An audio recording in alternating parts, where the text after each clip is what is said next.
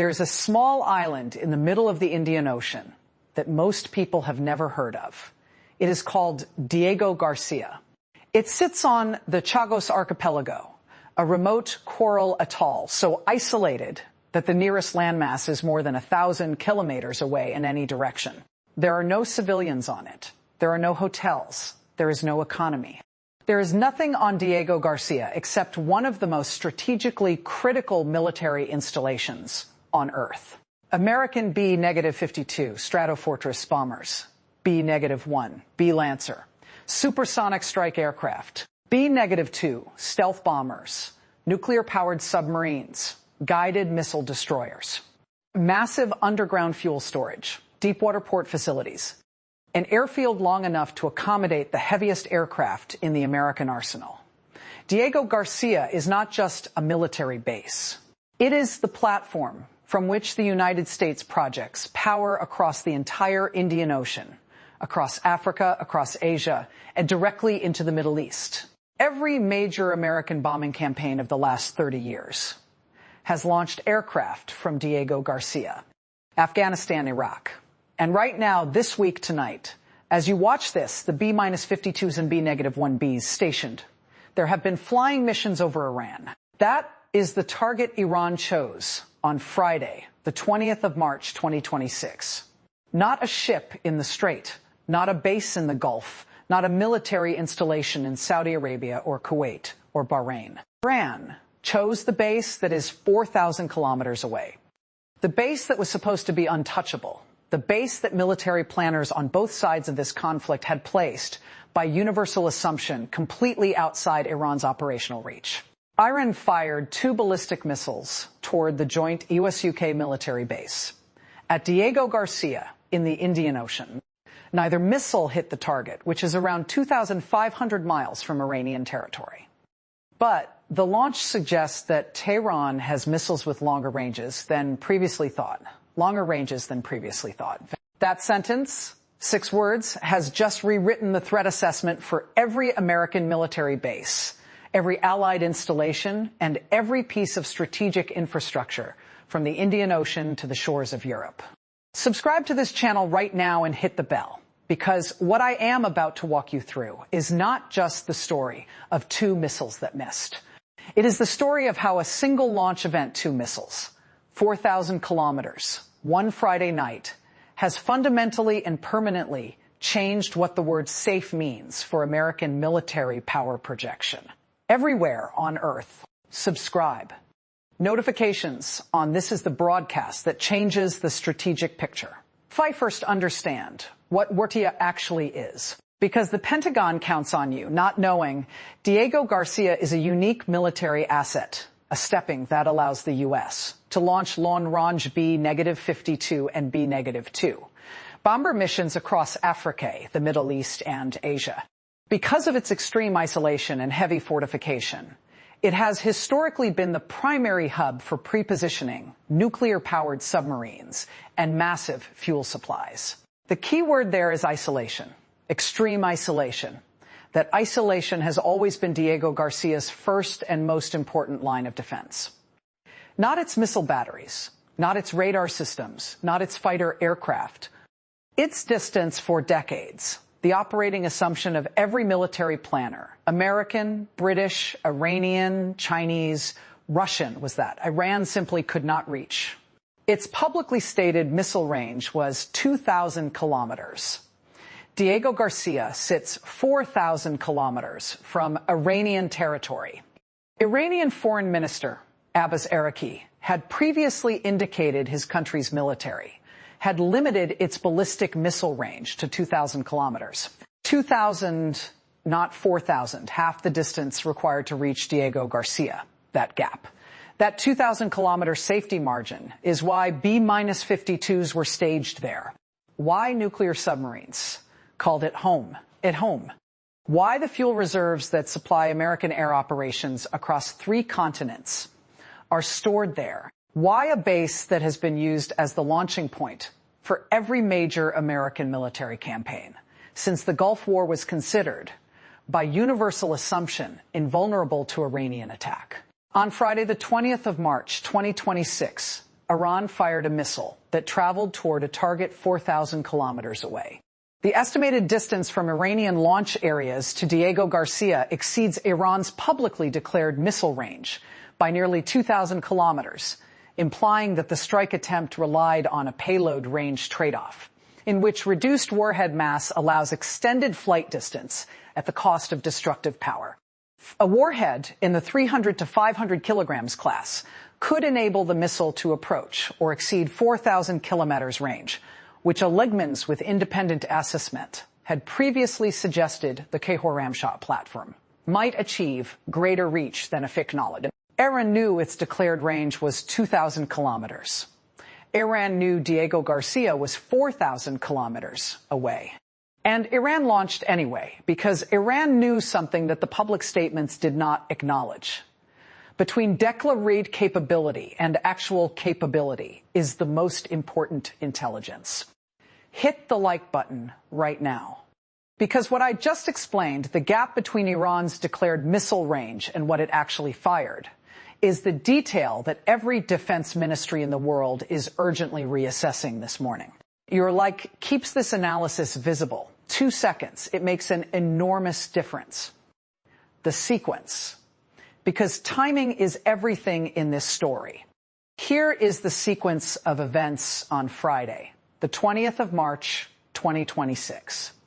In order, because the timing tells you everything about what Iran is communicating. Step 1. UK Prime Minister Keir Starmer gave the United States permission to use the joint UK-US base at Diego Garcia for defensive operations, specifically to strike Iranian missile sites targeting the Strait of Hormuz. This was a significant expansion of UK involvement. Britain had previously limited the US to using its bases only to hit missile sites, threatening British interests specifically. Now, Starmer was widening the authorization to include strikes protecting Gulf shipping, generally. Step 2. Iranian Foreign Minister Abbas Araqi reacted immediately. He posted, "The vast majority of the British people do not want any part in the Israelis war of choice," on Iran. Ignoring his own people, Mr. Starmer is putting British lives in danger by allowing sham bases to be used for aggressing against Iran. Iran will exercise its right to self-defense. That was not a diplomatic protest. That was a targeting declaration. Iran told Britain explicitly, "Your bases are now legitimate targets. Your prime minister has put your people in danger."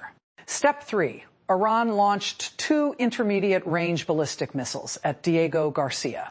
The launches represent the longest-range attack by Iran since the start of Operation Epic Fury. One of the missiles failed mid-flight, while an American destroyer fired an SM-3 interceptor at the other. It could not be determined if an interception was made. Read that last sentence. It could not be determined if an interception was made. Not the missile was successfully intercepted. Not the SM-3 destroyed the incoming warhead. Could not be determined. The U.S. Navy fired its most advanced ship-based missile interceptor at a ballistic missile flying toward one of its most critical bases in the world. And we do not know for certain what happened. That is not a confidence-inspiring statement about American missile defense capability. Step 4. The UK Ministry of Defense condemned Iraqless attacks. Our ATT British Adadis and British Adais and defrost the region and holding hostage. The Strait of Trent. Step 5. Iran's foreign minister issued a formal warning to Britain. These actions will definitely be considered as participation in aggression and will be recorded in the history of relations between the two countries. At the same time, we reserve our inherent right to defend the country's sovereignty and independence. In the space of one Friday, one day Britain went from observer to participant.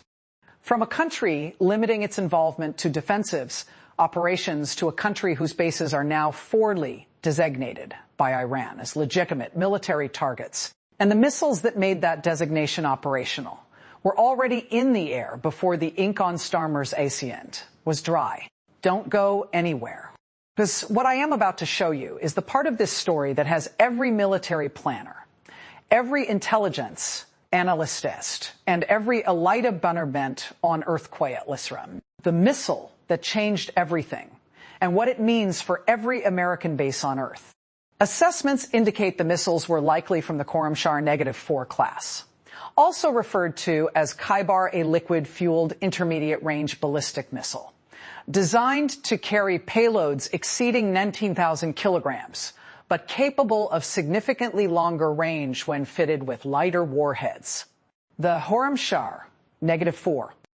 Let me tell you what that missile represents and why the fact that Iran fired it at Diego Garcia is not just a story about two rockets that missed.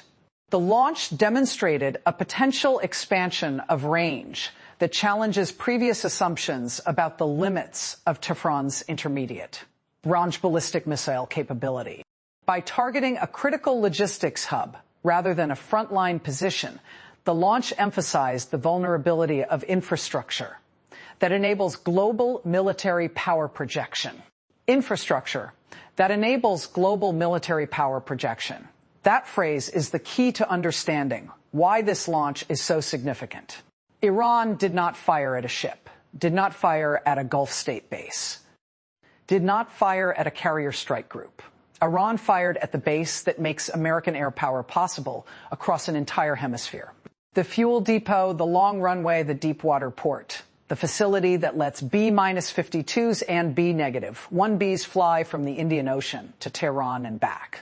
For decades, military planners operated under the assumption that the base was outside the reach of Iran's conventional missile arsenal. Before this week, Iran's longest-range known missile was the Khorramshahr -4, with a publicly stated range of 2,000 to 3,000 kilometers. By targeting a site 4,000 kilometers away, Iran has effectively announced that its threat circle has doubled in size. Doubled in size. A threat circle that was assumed to encompass the Middle East and parts of Central Asia now potentially extends to the Indian Ocean, to East Africa, to the Eastern Mediterranean, to parts of Southern Europe. This range doesn't just put Diego Garcia at risk.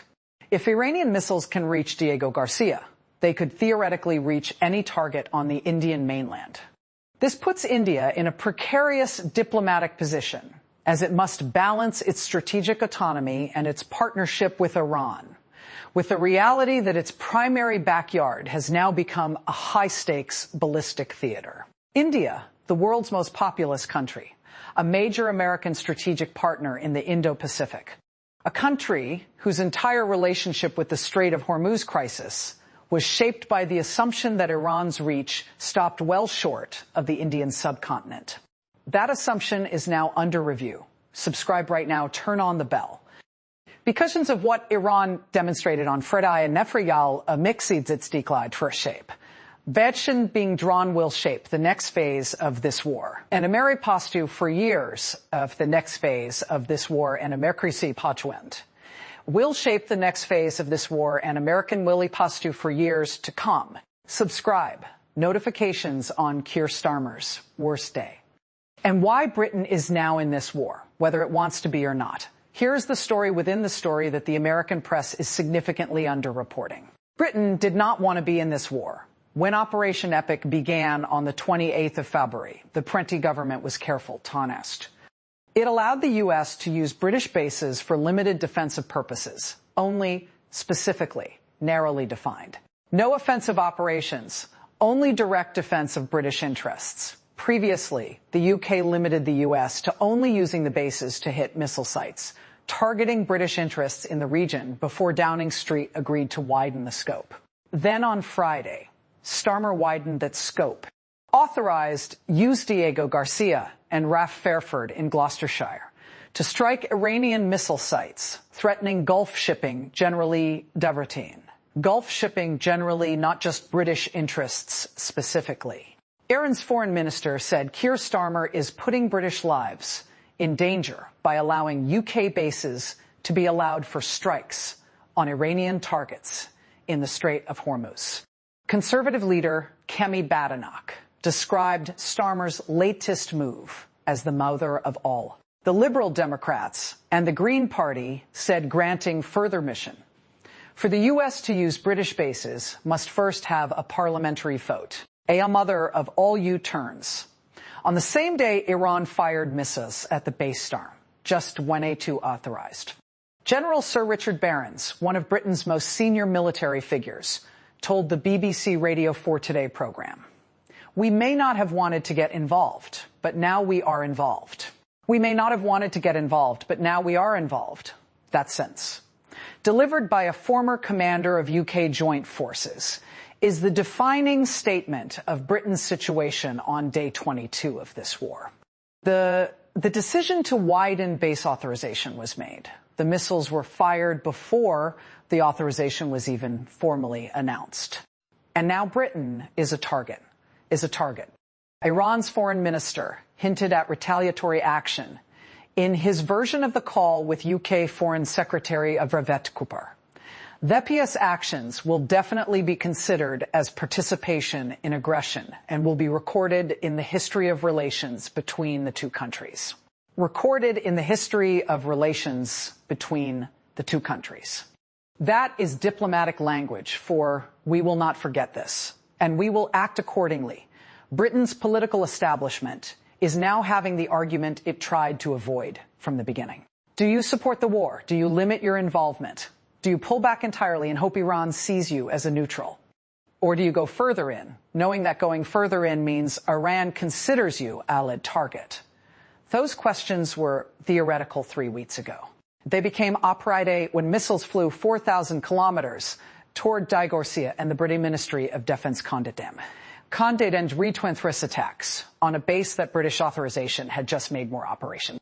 Drop your prediction in the comments right now.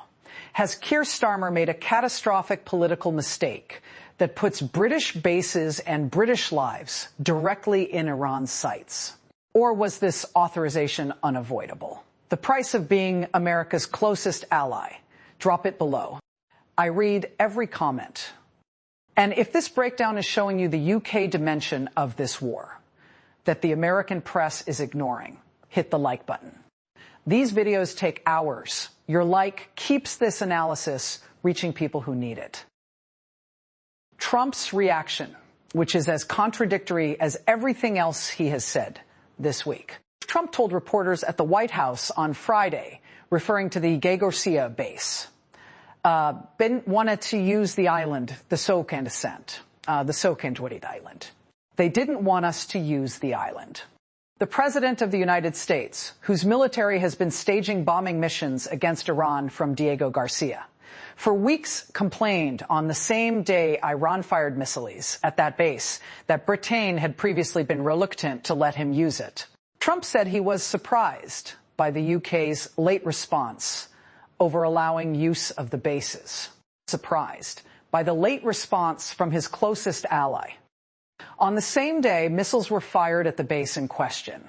And this is where the sequence becomes important again.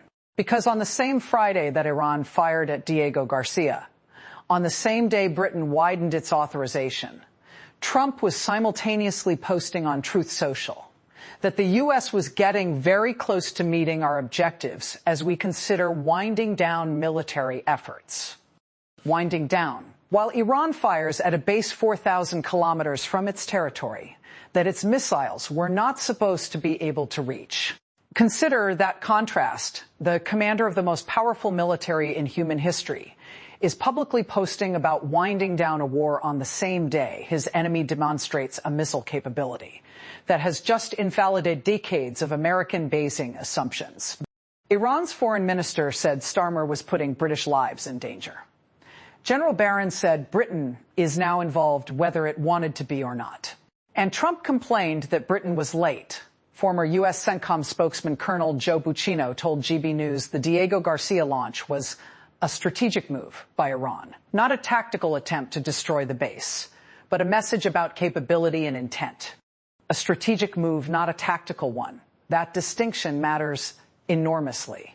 Iran was not trying to destroy Diego Garcia on Friday. Iran was demonstrating that Diego Garcia is within reach, that the base that has been launching bombers at Tehran is not outside Tehran's operational envelope, that The security assumptions of American military power projection cannot be taken for granted anywhere. That is a message delivered by ballistic missile, 4,000 kilometers, and it landed whether or not the warhead did. The missile defense question that the Pentagon does not want answered publicly of the missiles is said to have failed mid-flight, an American F-fired, and ensem naiti meta-free. The Wall Street Journal reported it could not be determined if an interception was made. Could not be determined. Let me tell you what the SM-3 is and why the fact that we do not know if it worked is deeply significant. The SM-3, Standard Missile -3, is the United States Navy's primary ship ballistic missile. It is designed to intercept ballistic missiles in mid-course, outside the atmosphere, during the highest point of their flight set. It is the most capable sea-based missile defense system the U.S. possesses. It has been used multiple times in this war, intercepting Iranian missiles over Kape, against a missile flying 4,000 kilometers, against an intermediate-range ballistic missile traveling at speeds that can exceed Mach 10 in its terminal phase. The SM-3 was fired, and we do not know if it worked. Experts suggest that such missiles can reach speeds exceeding Mach 10, making interception extremely difficult once they approach their target. High speed plays a crucial role in missile defense scenarios. Faster missiles reduce reaction time for defense systems and increase the chances of penetrating air defense networks. Mach 10, 10 times the speed of sound. At that velocity, the window between detection and impact is measured in seconds. The SM-3 interceptor was positioned. A U.S. warship was close enough to the projected F-light path to fire. But whether it destroyed the incoming warhead remains, as of this broadcast, officially unconfirmed. The interception attempt, nevertheless, shows that naval missile defense assets were positioned within range to respond quickly, indicating a heightened defensive posture in the Indidine Sev. Sea-based interceptors provide flexibility because they can be repositioned as threat assessments change, unlike fixed radar or missile sites that require long-term installation. The U.S. was positioned. The U.S. responded, but the outcome is not confirmed. And that ambiguity, that comment wedi termed, is itself U.S. resigtigdes, because Iran now knows it forced a U.S. Navy destroyer to expend an SM-3 interceptor. It knows the U.S. was tracking the launch. And it knows the outcome of the engagement is uncertain enough that even the Wall Street Journal, citing multiple U.S. officials, cannot confirm a successful intercept. That is the kind of ambiguity that strategists study.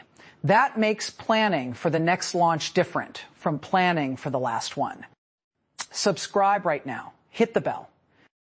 Because the missile defense question, can the U.S. actually protect Diego Garcia from the next Iranian launch, is the question that every allied defense ministry is urgently analyzing this morning. And when the answer becomes publicly known in whatever form it takes, this channel will be here.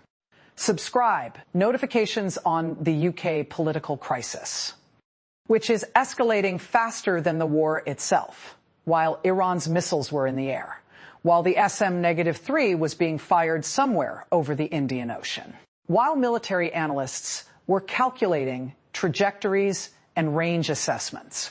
Britain was having a political crisis of its own. Keir Starmer has been accused by the Tories of making the mother of all U-turns. The Liberal Democrats and the Green Party said granting further permission for the U.S. to use British bases must first have a parliamentary. The Prime Minister will hold a COBRA meeting next week to discuss plans to help households with the cost of living caused by the war. A COBRA meeting to discuss the cost of living caused by a war Britain didn't start involving a basic controls. In an archipelago, it is in the process of giving back to Mauritius that Iran just fired missiles at hours after Britain widened the authorization for American operations there. The Liberal Democrats and Greens said granting further permission for the U.S. to use British bases must first have a parliamentary vote. No parliamentary vote was held. Starmer made the decision in a ministerial meeting on Friday. By Friday night, Iranian missiles were in the air. The UK Ministry of Defence stated Iran's reckless attacks, lashing out across the region, and holding hostage the Strait of Hormuz are a threat to British interests and British allies. And Iran's foreign minister stated that Britain's decision to widen authorizations will definitely be considered as participation in aggression and will be recorded in the history of relations between the two countries. Two governments, two statements issued on the same day. Both documented, both accurate representations of their respective positions. Britain is now in this war. Its bases are targets. Its prime minister is politically embattled. Its cost of living crisis is being driven by an energy disruption that Britain's decision to widen base authorization has made it partly responsible for managing. And somewhere in the Indian Ocean right now, a U.S. warship is repositioning after firing an SM-3 interceptor, waiting to see if Iran launches again. General Sir Richard Barron said it plainly, we may not have wanted to get involved, but now we are involved. What this means for every American base on Earth and why it matters to you. Here is the part of this story that goes beyond the immediate military and political dimensions.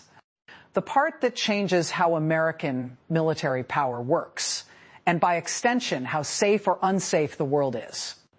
For India, the reported missile attack on Diego Garcia is a development that hits at the heart of its maritime security. While New Delhi historically advocated for a zone of peace in the Indian Ocean, it now relies on the stability of these waters for nearly 80% of its oil imports. The revelation that Tehran possesses 4,000-kilometer range capabilities introduces a new and unpredictable variable into India's defense planning. 80% of its oil through a waterway that is already closed. And now the base that underpins American security guarantees in the Indian Ocean has been struck unsuccessfully, but struck by missiles that weren't supposed to reach it. Think about the countries and institutions that built their security planning around the assumption that Iran's reach was 2,000 kilometers. That Diego Garcia was safe. That the Indian Ocean was beyond Iranian operational reach. Every one of those plans is now being revised. The launch demonstrated that Iran has shifted focus toward high-end, long-range technology. By attempting to reach 4,000 kilometers, Iran has moved from a regional power to a trans-regional threat. This range doesn't just put Diego Garcia at risk, a trans-regional threat. Not a regional power, a trans-regional threat. Those two words, separated by decades of American military planning, now have to be incorporated into every threat assessment for every American base east of Suez. Your gas still at $3.88 nationally. Goldman Sachs through 2027, the Strait still closed. Iran still collecting $2 million per SHIP. Your groceries, fertilizer supply chains broken for 3 weeks. The planting season window closed. The food inflation is locked in. It will arrive at your grocery store in late 2026 and compound through 2027. Your retirement's S&P 500, down since the 28th of February.